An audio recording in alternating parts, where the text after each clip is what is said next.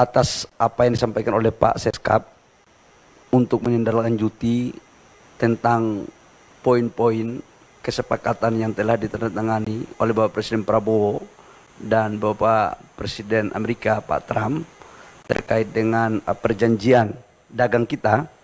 Izinkan saya untuk menyampaikan beberapa hal penting terkait dengan isi dan substansi dan langkah-langkah strategis.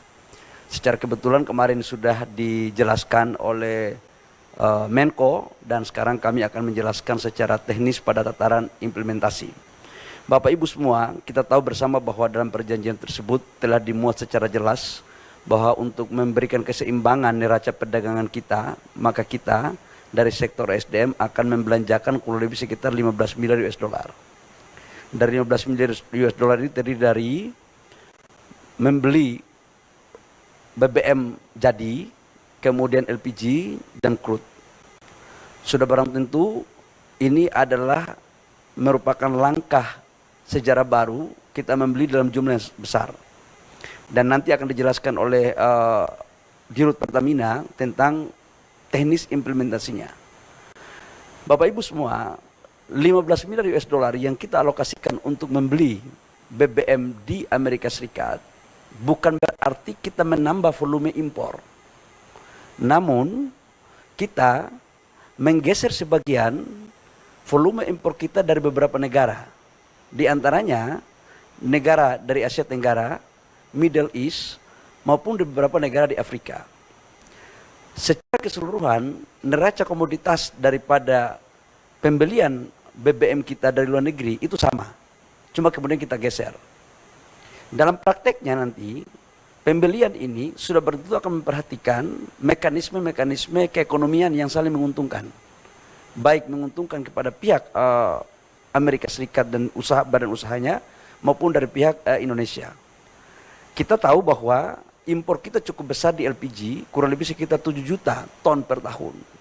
Dan salah satu yang selama ini sudah kita lakukan juga adalah sebagian kita ambil dari Amerika. Tapi volumenya kita akan naikkan.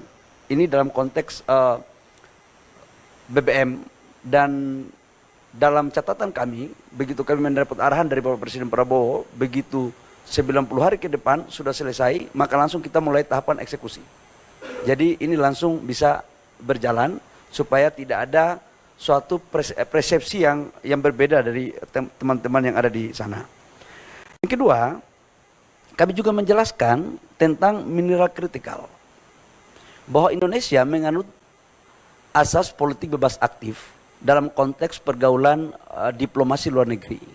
Tapi juga Indonesia menganut asas ekonomi bebas aktif.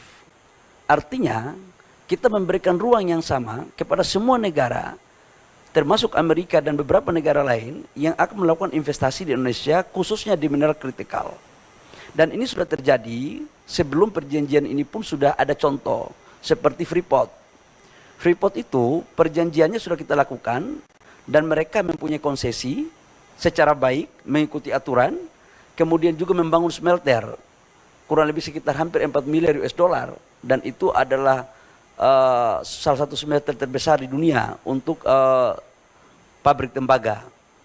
Nah, untuk mineral kritikal terkait dengan nikel, logam tanah jarang, dan mineral-mineral lainnya, kami telah bersepakat untuk memfasilitasi bagi pengusaha-pengusaha yang ada dari Amerika Serikat untuk melakukan investasi dengan tetap menghargai aturan-aturan yang berlaku dalam negara kita. Tapi kita juga akan memberikan prioritas untuk mendukung, memfasilitasi dalam rangka eksekusi, termasuk dalamnya ada investasinya. Jadi ini bisa bersama-sama. Jadi katakanlah mereka mau bangun smelter di Indonesia untuk nikel, kita akan dorong, kita akan kasih ruang yang sebesar-besarnya, sama juga dengan negara lain. Jadi jangan diartikan bahwa kita akan membuka ekspor barang mentah, enggak.